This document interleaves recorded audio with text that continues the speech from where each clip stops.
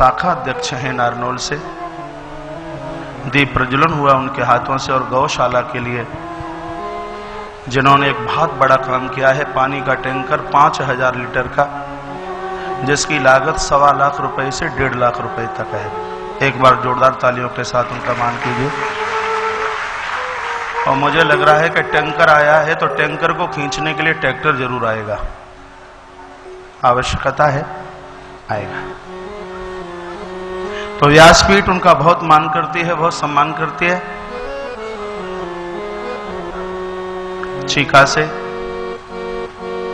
श्री सोम प्रकाश जी जिंदल आश्रम से बहुत अच्छी तरह से जुड़े हुए हैं। उनका भी आश्रम के लिए अभी से नहीं, पूर्व से बहुत बड़ा सहयोग रहा है और आगे रहता रहेगा। फिर ताली बजाइए। वही अरविंद शर्मा जी उनके साथ में हैं, और दिल्ली गाजियाबाद से बड़े सीधे से, बड़े सरल से और बड़े सौम्य से श्री लक्ष्मी चंद जी परिसर में आना हुआ है, जिनकी भी बहुत बड़ी राशि 31,000 रुपया मैंने अनाउंस सुना है, आश्रम के लिए करते ही रहते हैं। फिर ताली बजाइए, इनका सम्मान कीजिए।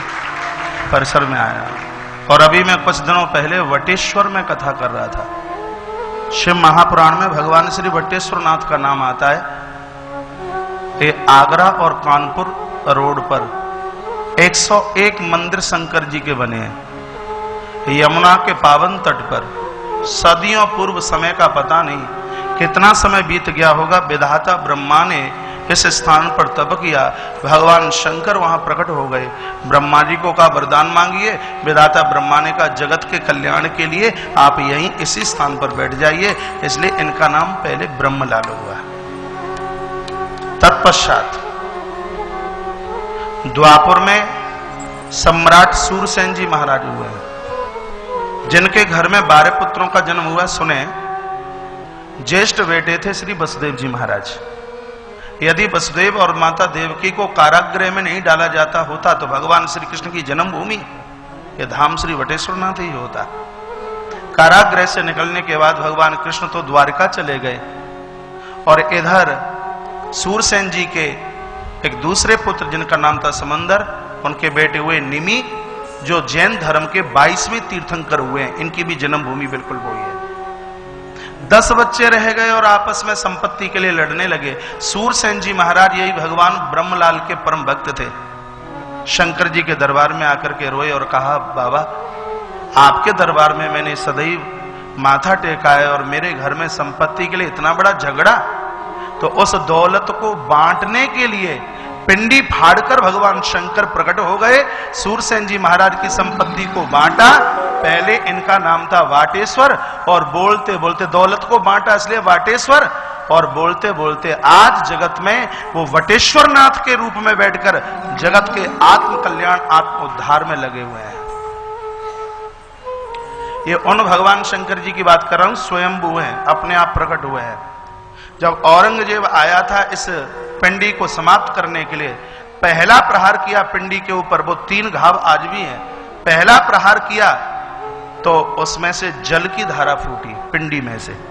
दूसरा प्रहार किया तो उसमें से दूध की धारा फूटी, और जब तीसरी बार उसने प्रहार किया तो पिंडी में से रक्त की धारा फूटी, और पिंडी में से आवाज आई कि अब कल का इस समय का क्षण तू देख नहीं पाएगा। 24 घंटे के बाद में फिर वो जीवित नहीं रहा, जिंदा नहीं रहा।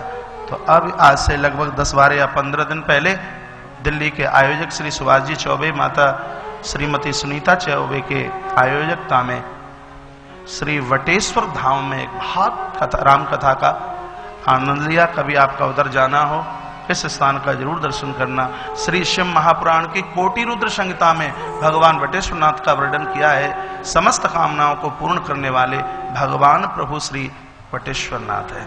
और यह सुनकर आपको बहुत गुदगुदी होगी कि 17 एकड़ जमीन में, कितनी जमीन में?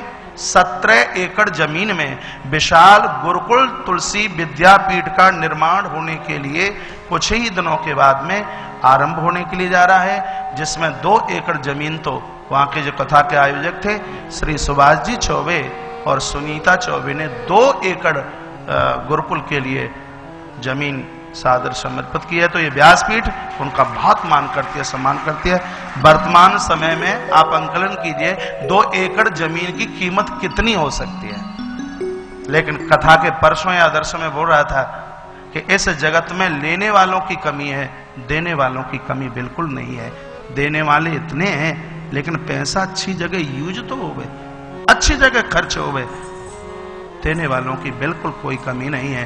तो ऐसे बटेश्वर धाम में जो पधारे लक्ष्मी चंद जी, इस परिसर में उनका बहुत मान है, सम्मान है। सुसारी से कहीं छिपके हुए बैठे हैं बाबा भगवती प्रसाद जी, भैया मनोज पाटीदार, अंता से श्री वाटला जी, वत्रा जी, और मैनपुरी की बड़ी सुंदर जगह है। नगर छोटा सा है, मैंने जिनके आवास पर भागवत का आयोजन किया है, ऐसे श्री राकेश जी गुप्ता परिसर में उनका बहुत सम्मान है। श्री प्रकाश जी पांडे जो आज के हमारे सब मुख्य मेहमान हैं, व्यासपीठ उनका बहुत मान सम्मान करती है। अभी 2-3 महीने पहले जिनके आवास पर मैंने एक ऐसी विराट कथा का आनंद लिया, आगरा के पास में ये जगह बमरौली कटारा, भैया राजू भाई परिसर में है। इन सब लोगों का इस व्यासपीठ से बहुत मान है, बहुत सम्मान है। मन तो करता है एक एक करके सबका नाम लिया जाए। हरिद्वार से आज हमारी कोई माँ आई है, नाम तो मुझे पता नहीं है, लेकिन व्यासपीठ से उनका भी बहुत मान सम्मान है।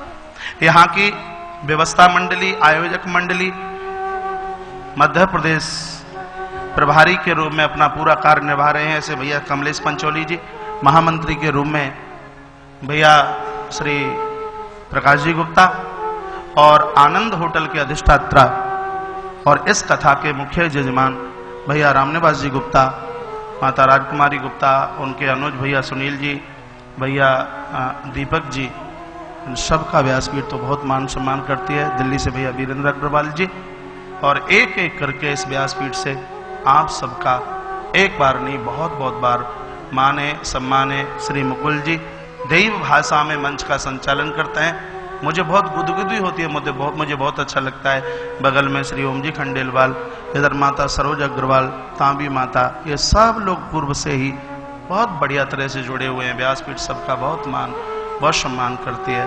एक बार जयकारा भगवान के नाम का बड़ी जोर से बोलिए। बांके बिहारी लाल की जय, श्री हनुमान जी महाराज की जय। जय श्री राम, जय जय श्री राम, जय जय। और सुपर कलर लैब के मालिक भैया पप्पू शुक्ला, रंजीत शुक्ला जी, आप सबका व्यासपीठ से बहुत मान सम्मान।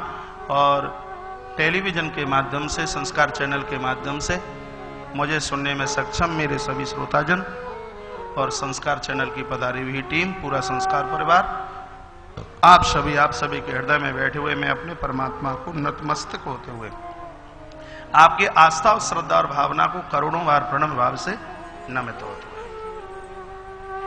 बड़ा अच्छा लग रहा है, बहुत बढ़िया लग रहा है, लेकिन डिस्टर्ब भी बहुत हो रहा है परिसर में। ज्यादा भीड़ बढ़ने का मायना यह नहीं है कथा सुनने और सुनाने में तकलीफ हो गई। आना है ऐसे बैठ जाइए, किसी को पता भी ना लगे, और जाना है तो अचक से ऐसे निकल जाइए कि पड़ोसी को भी ना पता लगे कि हमारे बीच में से खड़ा होकर के चला कौन गया।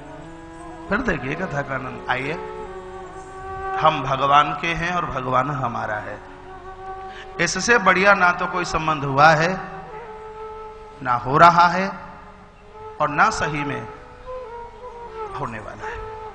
जैसे नदियां समुद्र से मिलना चाहती हैं, जैसे धुआं आकाश से मिलना चाहता है, जैसे जल जल से मिलना चाहता है, उसी प्रकार से मुझे और आपको अपने परमात्मा से मिलने की कोशिश में रहना चाहिए। ईश्वर से कैसे मिलेंगे, हमारा मोक्ष कैसे होगा, ये प्रश्न मुझे आज गुजरात सूरत से सुरेश भाई ने ये प्रश्न मुझे किया, सुनकर मुझे बहुत अच्छा लगा, बहुत बढ़िया लगा। समय तो मिलता नहीं, फिर भी फोन पर कुछ बंधुओं से बात हो ही जाती है। मैं बिलासपुर से सुनीता बहन, आसाम से मोनिका बहन, सुरेश भाई सूरत से। महाराज बताना व्यक्ति को प्रभु का साक्षात्कार कैसे हो सकता है, प्रभु कैसे मिलेंगे, इसके लिए आप पुष्प वाटिका की कथा बड़ी शालीनता और तल्लीनता के साथ में सुनना कि प्रभु का साक्षात्कार कैसे हो सकता है। आइए पुष्प वाटिका की तरफ चलते हैं। कल निवेदन कर रहा था मैं कि मानस में 2 वाटिका हैं। एक विदेहनगर के राजा की वाटिका है पुष्प वाटिका, और एक लंका के नरेश की वाटिका है जिसका नाम है अशोक वाटिका। देखिए, माता जानकी को यदि ईश्वर का दर्शन होता है, भगवान का दर्शन होता है, तो इस वाटिका में ही होता है। और हनुमंत लाल जी महाराज को भक्ति रूपी जानकी का दर्शन होता है तो वाटिका में ही होता है। यदि परमात्मा से मिलने की इच्छा जाहिर की है तो कृपया वाटिका में पहुंचिए। वाटिका का अर्थ क्या है? हरित जीवन। वाटिका का अर्थ क्या है? पल्लवित जीवन। वाटिका का अर्थ क्या है? संस्कारीय जीवन। जहां इकट्ठे वृक्ष हैं महाराज, सिर्फ उसी का नाम वाटिका नहीं, पेड़ों से सीखिए। पेड़ों के अंदर कूट कूट करके परमार्थ भरा पड़ा है।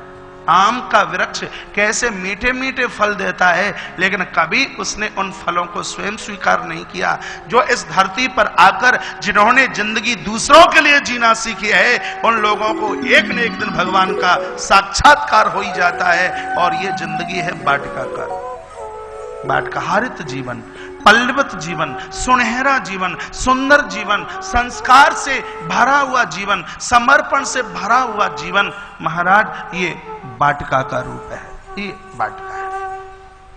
भगवान का आगमन हुआ है, चारों तरफ देखा, माली लोगों की तरफ दौड़ करके आए, सरकार की जय हो जय हो।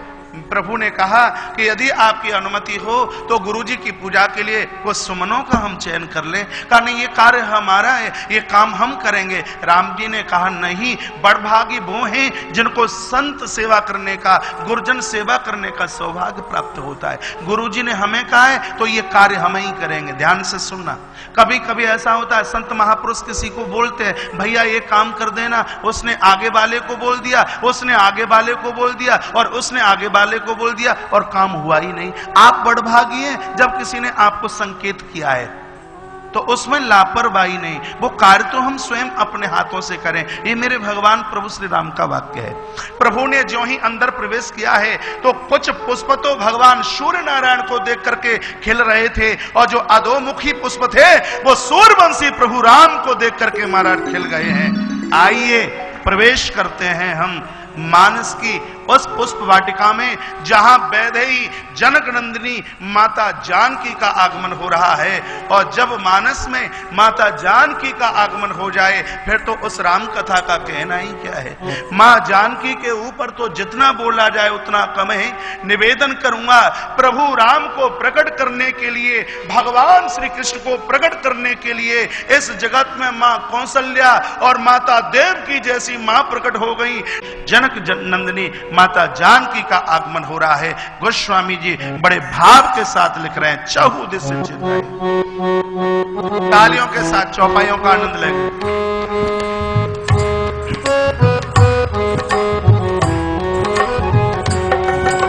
चहु दिस चितग पूछे मालीगण, लगे दल फूल मुदित मन। चहु दिस चितग पूछे मालीगण, लगे दल फूल मुदित मन।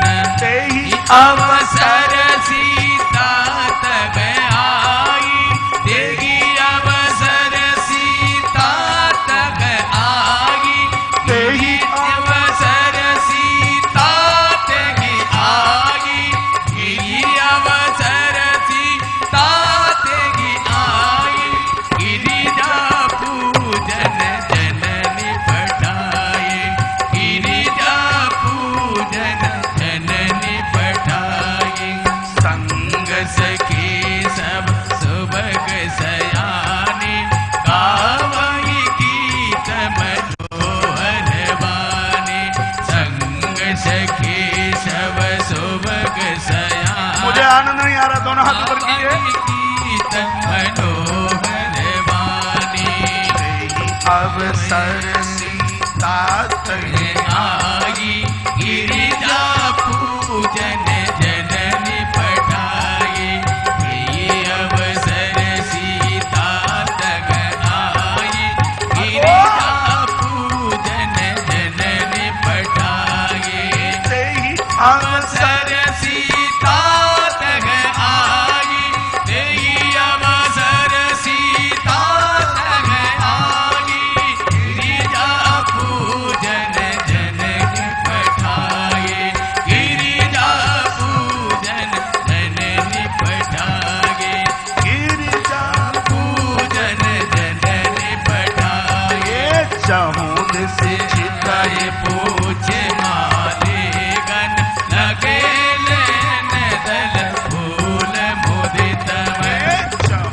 से चितक पूछे मालिगन, लगे नैन दल फूल मुदित मन।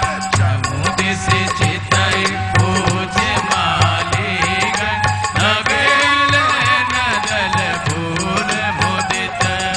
बोलिए जनकनंदिनी किशोरी मैया की जय। भगवान प्रभु पुष्पों का चयन कर रहे हैं। गोस्वामी जी लिख रहे हैं कि भगवान का पावन विग्रह कितना हल्का है, कितना सुकोमल है। फूल तोड़ते तोड़ते पसीने की बूंदें नीचे टपक रही हैं। गोस्वामी जी को किसी ने प्रश्न कर दिया होगा आगे चल के, जिनको फूल तोड़ते समय पसीना आए तो वो धनुष कैसे तोड़ सकते हैं? अचंभा सा लगता है। बाबा ने समाधान किया कि फूल तो संत का हृदय है, फूल तो सज्जन का हृदय है, और धनुष अहंकार का प्रतीक है। परमात्मा ये जगत को बताना चाहते हैं कि प्रभु प्रेमी जनों, मेरे लिए अहंकार रूपी धनुष को तोड़ना ये कोई बड़ी बात नहीं है, और यदि सज्जन का मैंने दिल तोड़ दिया तो ये मेरे लिए एक बहुत बड़ी मुश्किल की बात हो जाएगी। मेरे प्रभु ने सज्जनता के बारे में इतना बड़ा प्रवचन। आइए, उसी समय माता वैदेही जानकी का आगमन हुआ है, सखियां साथ में हैं, और तत्पश्चात पहले बगीचे में मैया आई, उसके बाद सरोवर में स्नान किया, और तत्पश्चात गौरी के मंदिर में पूजा की माने। तब कहीं से एक सखी बिछोड़ गई, और न जाने कहां से उसने प्रभु राम और लखनलाल को देख लिया। दौड़ती दौड़ती आई और कहा, भवानी का मंदिर तो अपने घर का है, चाहे जब पूजा कर लेंगे। ऐसे सुंदर दो राजकुमार देखें, आंखों ने पहले कभी देखा नहीं, चलो चलें हम तुम्हें उन राजकुमारों का दर्शन करा दें। इसका मतलब क्या है कथा का? यदि ईश्वर का दर्शन करना है तो माता जानकी ने जो 3 काम किए वो काम हम करें, परमात्मा का दर्शन हो जाएगा। मां जानकी ने 3 काम क्या किए हैं? माता जानकी ने प्रथम काम ये किया कि मैया बगीचे में चल के आई। लिखने लायक पॉइंट है तीनों के तीनों। मां बगीचे में आई। यदि प्रभु का दर्शन करना है तो सबसे पहले बगीचे में, बाग में जाइए। ये बाग क्या है? संत सभा, महापुरुषों की सभा। यदि ईश्वर का दर्शन करना है तो पहले महापुरुषों की सभा में जाइए, सत्संग करने के लिए महापुरुषों की सभा में जाइए। दूसरा कार्य, माता जानकी ने सरोवर में स्नान किया। सरोवर में स्नान करने का मतलब है कि सत्संग करते करते संत हृदय में जगह प्राप्त कर लेना। सरोवर में स्नान करने का मतलब क्या है? सत्संग करते करते संत हृदय में जगह प्राप्त कर लेना। आप लोग गुरु लोगों के पास में खड़े होकर के फोटो खिंचाते हैं, बहुत अच्छा लगता है, और लगना भी चाहिए, मैं इस बात का विरोधी नहीं हूं, लेकिन आपकी भक्ति में इतनी बड़ी ताकत होनी चाहिए। हमारी फोटो गुरुजी के बगल में नहीं, अरे संत की तस्वीर हमारे हृदय में जाकर के खिंच जाए, यह दूसरा कार्य है महाराज माता जानकी का। इतना चिंतन कीजिए, इतना मनन कीजिए। आप गुरुजनों को याद करते हैं, बहुत अच्छी बात है। आपकी भक्ति में पूर्णता तब आएगी जब संत आपको याद करना शुरू कर दें, जब महापुरुष आपको याद करना शुरू कर दें। लेकिन आज एक बहुत बड़ी विडंबना है, गुरु लोग शिष्यों को फोन करें तो उनको ये लगता है कि इनको हमसे कोई स्वार्थ है क्या, और ना करें तो ऐसा लगता है कि गुरुजी अब बहुत बड़े हो गए, हमें भूल ही गए, बड़ी आफत है। फोन करो तो ये लगे कि कोई वजन ना आ जाए ऊपर, कोई दिक्कत ना हो जाए, कोई परेशानी ना हो जाए, और फोन ना किया जाए तो जवाब मिले, महाराज अब क्या है, अब तो आप बहुत बड़े हो गए हैं, अब हमारी आवश्यकता क्या है। ऐसा कभी नहीं। साधु को कभी स्वार्थ नहीं होता। जब माता पिता की दौलत उसके काम में नहीं आई तो जगत की संपत्ति के लिए वो कभी भी किसी की गुलामी और चापलूसी नहीं करता, और जो नोटों के लिए किसी की चापलूसी करे तो बंधुवर वो कभी साधु नहीं हो सकता है, पक्की बात है। क्योंकि समाज के 3 लोग चापलूस हो गए तो इस समाज का पनिया ढार हो जाएगा। रामायण के सुंदरकांड का दुआ है, सचिव वैद गुरु 3 जो प्रिय बोले भय आस, और राज धर्म तनु 3 करी होई बेग ही नाश। अरे संत का स्वभाव तो बिल्कुल खरे दर्पण की तरह होता है। हम क्या हैं शीशा बता देता है, उसी प्रकार से हम क्या हैं उसके लिए संत रूपी हमें एक दर्पण की आवश्यकता है। तो इतना भजन कीजिए, इतना मनन कीजिए, इतना चिंतन कीजिए कि महाराज महापुरुषों की तस्वीर हमारे हृदय में और हमारी तस्वीर महापुरुषों के हृदय में जाकर के खिंच जाए। ये माता जानकी का दूसरा कार्य है। यहां तक बात समझ में आई है कि जबरदस्ती से ताली बजवा रहा हूं? तीसरा कार्य मैया ने किया है वो ये है, गौरी के मंदिर में जाकर के पूजन किया है। गौरी का मंदिर श्रद्धा का प्रतीक है। ये तीन चीजें आ गई हैं, सत्संग, संतों के हृदय में जगह है, और सतोगुणी श्रद्धा।